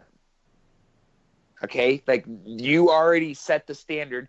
Yeah, my guy did something that took people that are going to be in the Hall of Fame 10 fucking years to do. He did it in 1 season. This is year 1. We got 15, 16, maybe 20 more years. Let's go. Like that's, you set the standard there. So that's what they're getting sold on. So their agents are going to argue that from there on out. Trubisky was the first Bears quarterback to go to a Pro Bowl in 30 years. That's his biggest accolade as of right now. And that he really runs beautiful. That's about it. Yeah, I mean, it'll be interesting to see, definitely, in a couple years. Yeah, well, and you have to think about this too. In that same time frame, Deshaun Watson's also going to need a contract too. So it'll be interesting to see where all three of them land with a contract, because all three quarterbacks are so far been pretty good. I mean, I want to see what Jared Goff's contract ends up being after next season. Yeah, that'll be the true testament. Yeah, because I feel like his contract will fall somewhere in line with Mitch's. Jared, and I think Wentz will get paid and... more. I think Wentz will get paid more than Goff, unless Goff wins the Super Bowl. Then I think Goff makes more than Wentz. But I think Wentz is going to get paid more due to his overall talent. Goff is great. Don't get me wrong, but I feel like he falls under the systematic player. And no one really gives him enough credit. And I think Mitch Trubisky will somewhere fall wherever Goff ends up, and where, starting from what Bortles got paid, I think he's going to make, I'm going to say 21.5 a year is going to be where I set my stuff. Because he's not I don't know. Next year, I see Mitch throwing for probably an even 4,000. I mean, he did 32.5 this year, so I put him at 4,000 with 30 touchdowns and probably 10 picks. That's where I'm going to put him next year. So he'll take a huge step forward, get damn near an extra 1,000 yards, and I think then they're going to go from there. And Mitch has to understand, hey, you want to be a Bear, man? This, you could literally be the greatest Bears quarterback ever. Just take this goddamn contract, accept that you have beasts surrounding you for your entire career, and just ride it the fuck out. This Bears team reminds me of the young Seahawks. That's how I feel about this team. It's the Rams and Seahawks made a baby, and it's my Bears. I don't know. I see the corners, I see the secondary, I see the linebackers, I see the D-line, and I see a young, mobile, accurate quarterback running out there with some mid-level, upper echelon receivers. Yep. All right. So we'll move on from all that stuff too. We'll just talk briefly about, obviously, John Harbaugh signed a 4-year extension. That'll take him through 2023. Whether he makes it there or not, we'll see. But only time will tell. God, John, I'm gonna hit you up after one of your really tough losses next year. Can we just please be on the same team here? I'm telling you, I want to see how Lamar develops as a passer. I think right now he's got the best option right now out there with Greg Roman. But if he comes out and they start running the ball a million times, it's the best John Harbaugh issued. Oh yeah, exactly. I mean, I'm telling you right now. Let's say you had McVay or any guy who runs a heavy RPO offense, and you installed him as your head coach, it would look so different. Oh yeah. My only fucking concern is, all right, and this is gonna sound bad, is Lamar Jackson's too dumb to handle the playbook, and that's my only concern. And I'm not saying that he's too dumb. I'm just saying, if he, and this was his biggest knock coming out into the draft, is that he struggled with, understanding playbooks. And people were concerned about that. And so I'm just wondering if, that is playing a part in it. Did they, consistently run the ball so frequently with him because they didn't trust him enough to grasp the playbook to run the plays in the offense? And that's where my concern comes in. Yeah, and I know they brought that up throughout the year too. How in college, he would look over to the sidelines and they would just give him hand signals, and obviously you're not doing that at the pro level. And I know I'm sure, even though they said, oh well, when they had to put him in when Flacco got hurt, they had to scrap and redo the playbook. But I mean, I'm almost certain that they had that already ready to go for him. Dumb it down, right? So, yeah. And that's my only concern. Like that's my one. And let's say for example, like you guys do suck, and you're like in a top 5, top 10 pick situation, and like your new head coach comes in and is like, ooh, like it's like talking to a box of nails. Like, let's move on. And then I guess maybe like Max just said, turn him into a weapon instead of a quarterback. Yeah. I mean, he's got the speed and he's got the skills. I mean, if it's not going to work out as a quarterback, why not utilize him at, like a Taysom Hill? Could you imagine if you guys developed him into a receiver and he was like really fucking good? Wouldn't that be some bullshit? Yeah, after everyone would say it. Yeah. We drafted a quarterback and we got a wide receiver with 1,000 yards. What happened?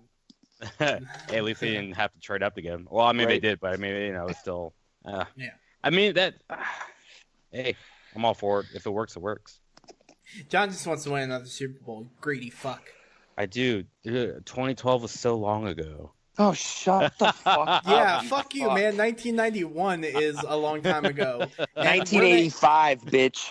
Yeah, at least your team has gone to a Super Bowl in that time frame. My team makes the playoffs, and we fucking pat ourselves on the back. As long as you don't face the Seahawks. It's awful. It's fucking awful. All right, and other news.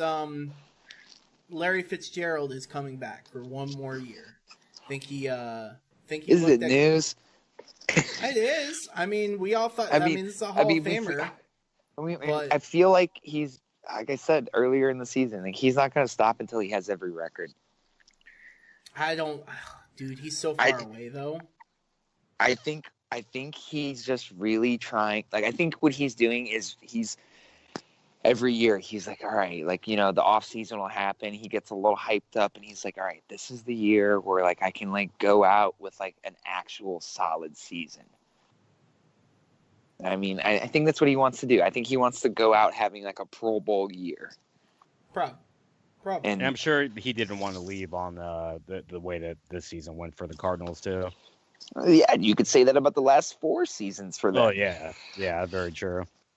I think he wants to like come in, have 1,500 yards and like 10 touchdowns, and be like, yeah, like this is it for me. Like my team was a fucking other team away losing from us getting into the playoffs. Like I want to see them like be in the playoff hunt 16 games, And I think maybe he'll call it quits after that. I don't think he's gonna quit until it gets close to that.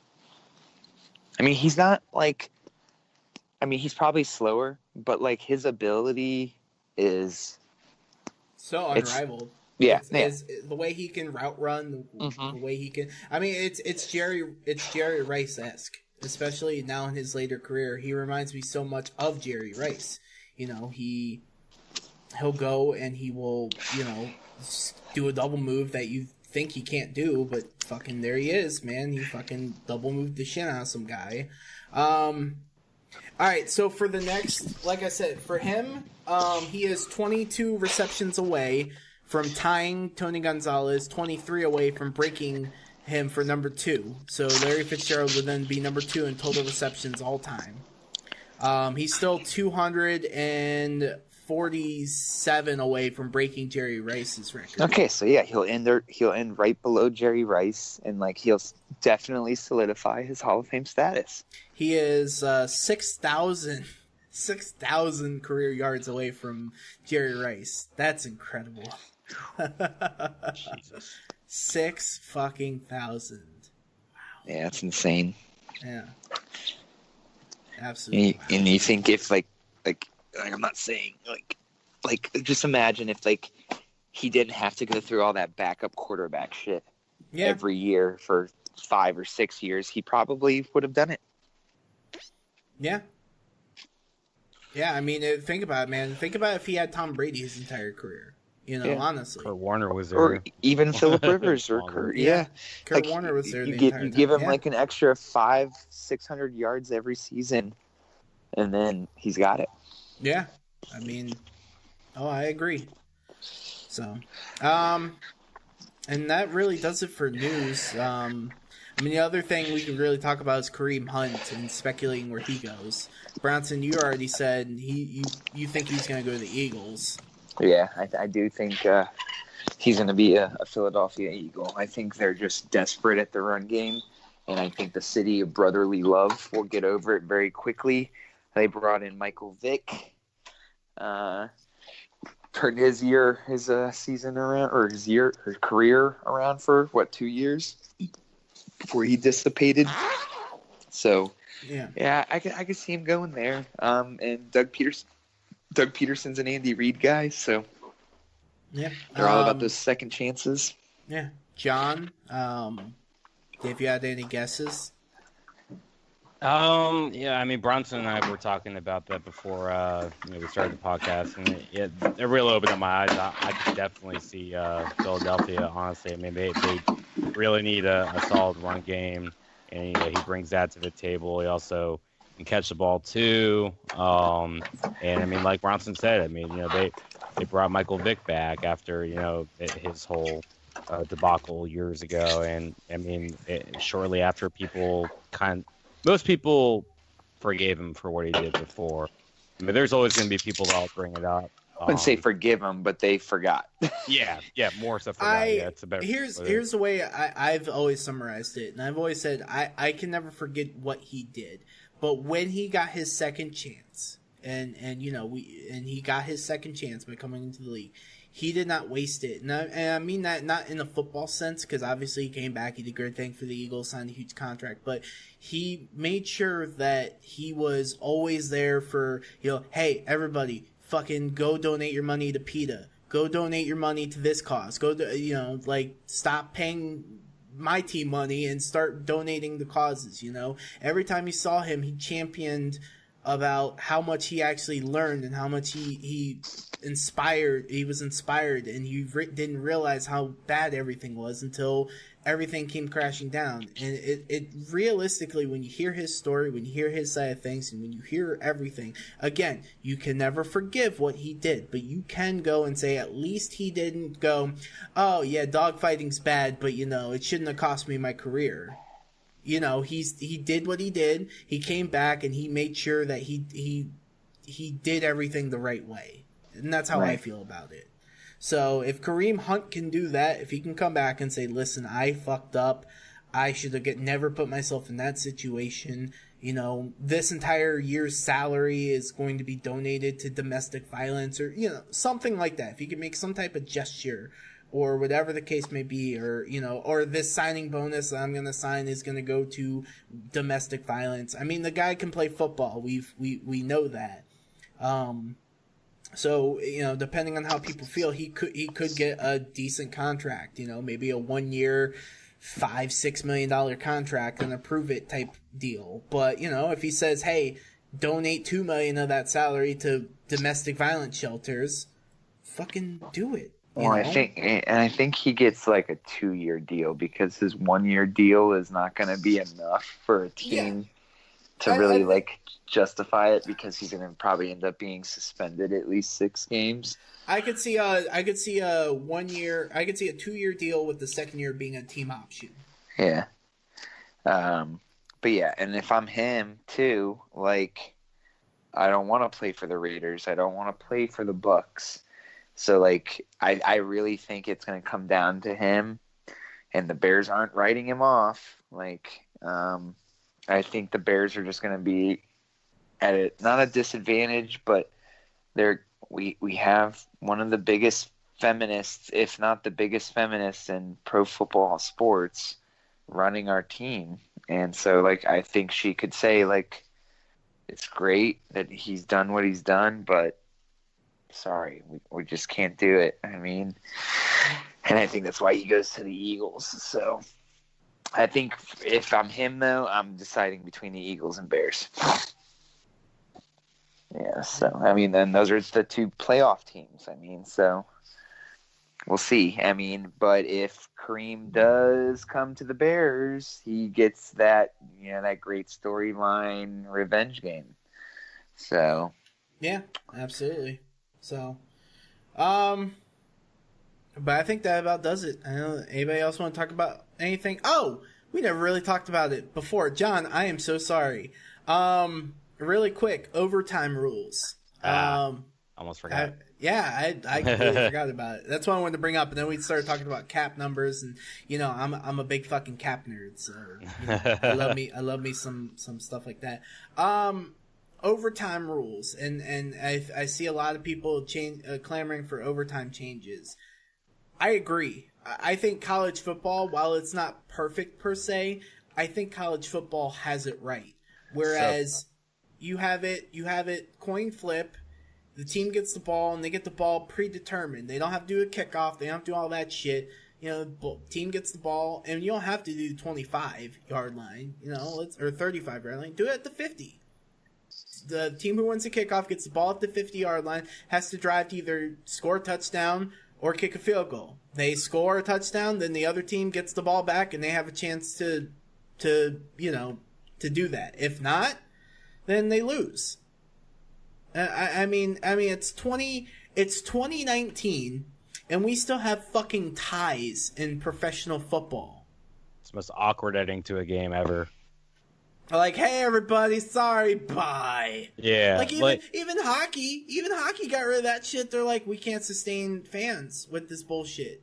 Yeah. And I get it, ties don't necessarily always happen every year, but they happen enough to the point where you got to get rid of it.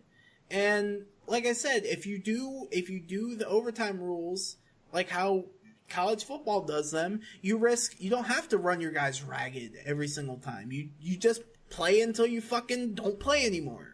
Yeah, and I think they have a perfect opportunity to do it. I mean, the last time they tweaked out the overtime rules was the whole Brett Favre rule when he was in Minnesota. And I mean, I know it was a little different, and I understand the other side where they say, well, the defense is supposed to stop them. And I'm like, yeah, but it sucks. I mean, the game is almost determined because of a coin flip.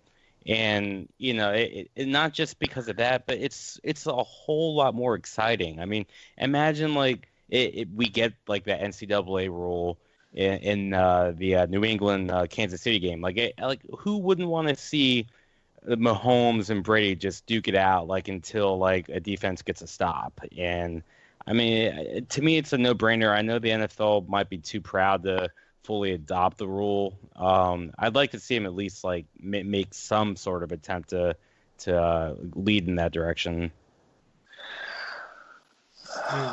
Bronson, what do you feel about it? I am indifferent. I do like the exciting aspect of it. A few things I don't like about it is that it would take make the games much longer. But also with college it's all about the offense. It's never about the defense. And I think that's what gets their viewership to where it is. And that's why a lot of people appreciate college football, is because it's just this exciting, video game-esque type thing. And I feel like if you take that away and you just give the offenses constant chances to score, then that kind of shits on the defense side of the ball. Well, that's why I said if you but that's the thing, is the NFL is starting to move towards more of a offense happy, Right, and they need to stay you can't as a man who believes in defense. All right, and I feel like defense doesn't get enough credit. It needs to come back, and it did a little bit this year with, the Cowboys beating the Saints, the Bears beating the Rams. There's games where oh, well, fuck, well, maybe defense hasn't died, and I don't I don't want to be in an NFL that defense dies. All right, that's the colleges. That's their thing. Let them fucking have it. But like, you're asking the NFL to like pretty much like take defense less seriously, which then encourages defensive players getting paid less, and I just don't like that. And the rules of the game are already catering to the offensive players. So like, and the defensive players have to do 3 times as much more to kind of like hone their craft to keep it legal. And and then you just take another aspect of the game potentially away from them. I don't fuck with that. Let me see here. I'm looking at other teams. Let's see. So keep reading. Okay, so the issues are the worst. What? Somebody says that college football playoff overtime rules are the worst, and I disagree with that. For a number of reasons, but either way, like I said, I don't think you should be allowed to start at the 35 like in college football, but how about like I said, how about the 40 on your side of the field, the 35 on your side of the field? It gives your defense some time to make a play, and hey, look, now you got to punt the ball. Okay, there you go, punt the ball. Or if you don't get it, then your team starts on your 35, and it continues until somebody scores. I mean, still, it shouldn't start anywhere there. God damn it! It should start at the fucking 10, if you ask me. Or what if they even got rid of the sudden death rule and they just play like a full quarter, and whoever has a lead after that, that's a game. I don't know. I feel like if a team scores, then the other team should have an ability to respond.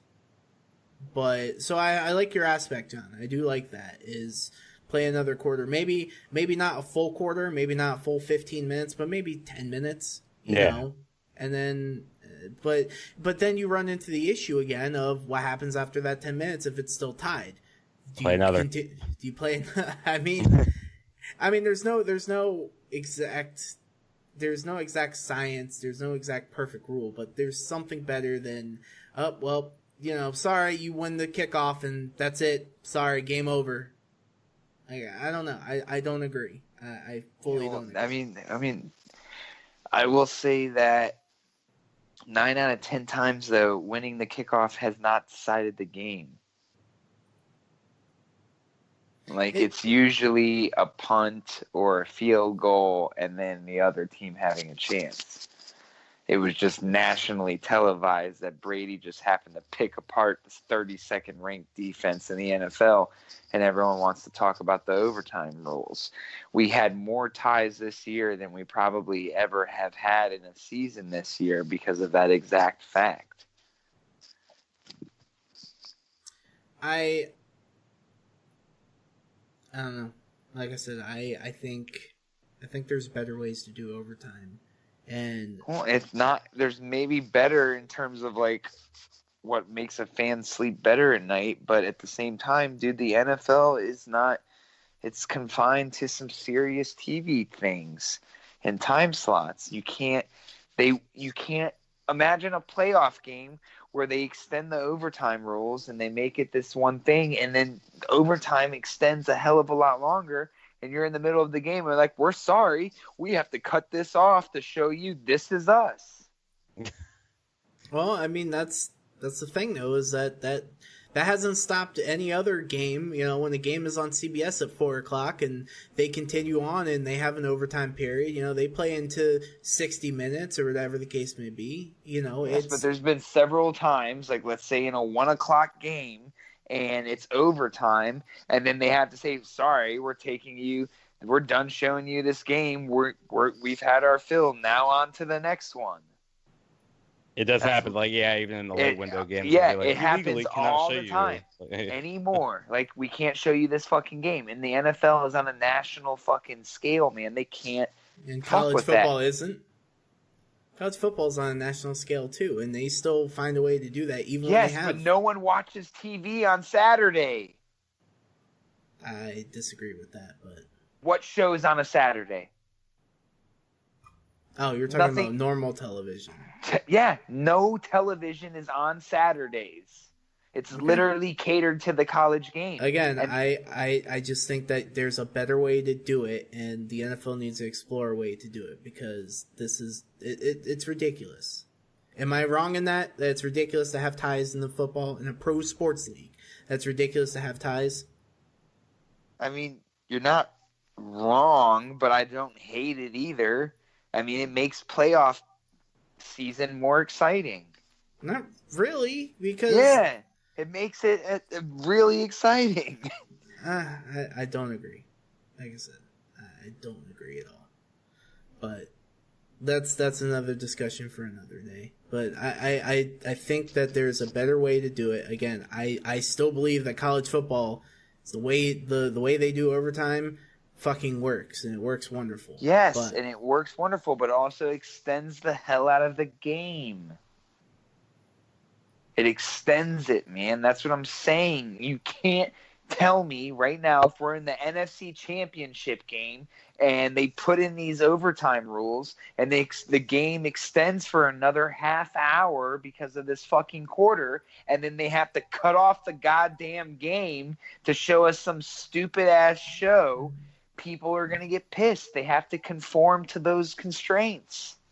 But I think the NFL has ways. That's why they're able to overrun. That's why they were able to show on a Sunday on CBS at whatever time or whatever. They extended into 10 o'clock. They move normal programming. I know that for a fact for a lot of shit. Fucking, for example, John and I are big wrestling fans. You know how many times they've moved Monday Night Raw to show the fucking Westminster fucking dog show? A bunch of times. I'm saying they can move it, but they can't move it when it's already scheduled. But that's why you schedule. If you've got the game scheduled already, that's why you schedule that block off. If the game ends early, great, you can show your shows. If not, you fucking play the game. Sorry. Okay. But then what happens when they don't have the fucking game? The game's over.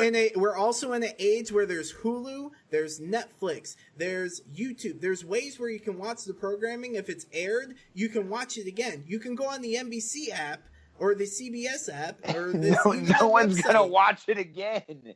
You're watching it in the moment. No, but it's not about whether or not you missed it. But not football. I'm not talking about football. I'm talking about your regular shows. You brought up the point of nobody watches shit on Saturday. Well, people can watch whatever they want on Sunday. If they can't watch it that day, they watch it the next day. Okay, but they would be pissed, dude. Like, I'm telling you, like 90% of shit-ass Americans watch basic cable television. Okay? I'm sorry. All the rednecks and all the fucking poverty motherfuckers out there expect their shit to be at a certain time, dude. And they won't extend the fucking game. But if you're talking about rednecks and poverty people, then you're also leading the people who believe, because you're saying the same argument of, oh, well, they watch it on basic television. Well, what's the NFL mostly on? Basic fucking television. So how can you make that argument of, well, they get pissed if they show their programming if it's already on their programming? But you can't fucking push back shows that have contracts with that network. The network makes the shows, so they can do whatever the fuck. They make the contract with the NFL to show their programming. Therefore, yes, the NFL and they have has to all the powers. They have to conform to a certain time frame, dude, because they don't want the NFL's bullshit conflicting with their TV shows. No, because it's still drawing in the people's eyeballs. Yes, and not watching the shows that they pay for. CBS, Fox, NBC doesn't pay for NFL Network. But they pay big money to the NFL to make sure they have the rights to show them. Otherwise, the NFL would... At the time frames that they seem fit. No, you're making a losing argument. I'm not making a losing argument. I'm making the right argument, and that is exactly why it's never going to fucking change. I am right in this, and you are fucking wrong. No, they you will are never absolutely extend the wrong. length of the game. They will are. never fucking. I am not. I Yes, am you are. not. Your Raw, your WWE doesn't come to comparison to any of those things. I will say, I'll let you finish first. Go No, ahead. it doesn't come to compare. You're trying to compare fucking bronze coins to gold coins.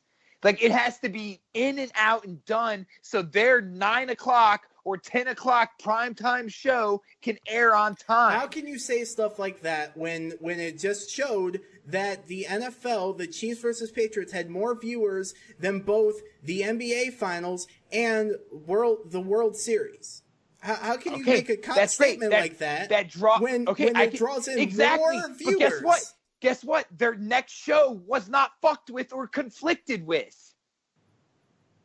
That's my point. Their shit isn't getting pushed off. Serious? Are you fucking serious with me? When you have baseball that can go 12, 13, 14, 15, 16, 17 fucking innings, that doesn't conflict with anything? Are you fucking joking? You're wrong. No, I'm not fucking wrong, Max. It's baseball, first of all. Second of all, what's playing after baseball? The normal fucking programming. At what time? 1 o'clock? And what's playing afterwards on what, a Wednesday afternoon? No. Are you fucking... No, you're not even making a solid argument at this. I'm making a solid argument. Baseball's timing is all over the place and constant over the course of an entire week. Unless it's the playoffs, it's not happening. And it happens all the time in the playoffs where they have 13, 14, 15 inning games. It happens. And they don't go, sorry, we got to get back to America's fucking Most Wanted because that's what everybody expects. No, they play until they're done. Okay. And then when the rules never change, holler at your boy. They're never going to change because the NFL is stubborn. But it's not because of any TV contracts. Again, these networks have to go out to the NFL and say, hey, we want your exclusive rights. We'll pay you this amount of money. Yes. Otherwise, the NFL wouldn't do business. Otherwise, the NFL would just go, okay, we won't do business with Fox. We'll go to fucking ESPN. Oh, ESPN, we'll go to Fox Sports 1. Oh, we'll do this, we'll do that. They would find a way to find their exclusive negotiating rights. They would find a way to get past it. Yes, and then all other TV would take a huge hit to cater to the overtime rules of the NFL. But again, you have different mediums. If this was 15 years ago, I would fully agree with you. But we have mediums now. You can't tell me that people don't have a Hulu subscription. Yes, but you can't just tell the customer, fuck off, sorry, like go watch it on fucking Hulu. Because that's just bad customer service. That is bad customer service, man. 100p. You can't just be like, well, sorry, every fucking week. Sorry you missed your prime time 9 o'clock TV show or 10 o'clock TV show. Like, go fucking scratch. We're NBC. We're Team NFL, and that's it. Like, you can't. NFL is on literally the most watched TV day of the entire world, man. Sunday. That's it. Sunday is literally the most watched TV day in the entire fucking world. It's not a Monday. It's not Tuesday. It's not Wednesday. It's not Thursday. It's not fucking Friday or Saturday. It's fucking Sunday because people sit on their ass and do nothing all fucking day and watch TV. And they expect to watch the shit that they want to fucking watch. You know how many fucking times football would end and Emma's like, this is us. This is us. This is us. Immediately, man. Like clockwork. Because it doesn't get fucked with. And these shows that play on Sunday nights are big shows. Well, then, imagine if Game of Thrones got delayed because, well, we extended the overtime rules. And, well, sorry, guys, you don't know if Jon Snow lives or dies. Go watch it on our fucking app tomorrow morning. They've done it. They can either do that or they can even start playing the program when it's over, because that's happened before where they've played the program as soon as the game ends and they adjust everything between the 2 o'clock and 5 o'clock. And then you have everyone bitching on Twitter about how they missed all the fucking spoilers or got all the fucking spoilers because they were trying to see the sports game outcomes and then Game of Thrones spoilers popped up. It's the same shit, man. Then whatever. It's a dumb argument on your part. The only thing I'll say about that whole thing is that coming from a NASCAR fan, which races are always on Sundays, there are many times, like even in a rain delay, where they show the races on Fox for the first half of the season.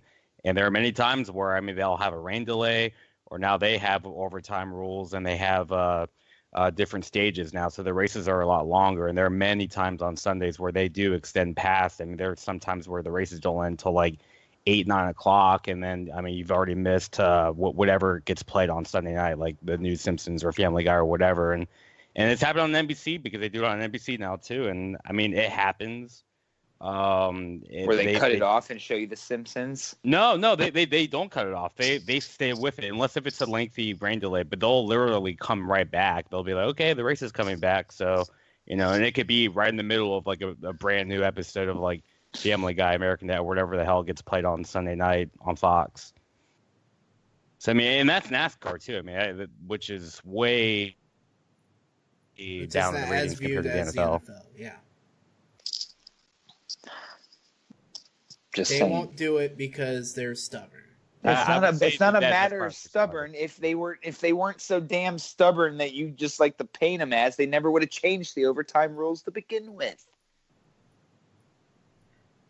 It used to be go kick a fucking field goal or score a touchdown and never have a fucking chance. Brett Favre changed it all.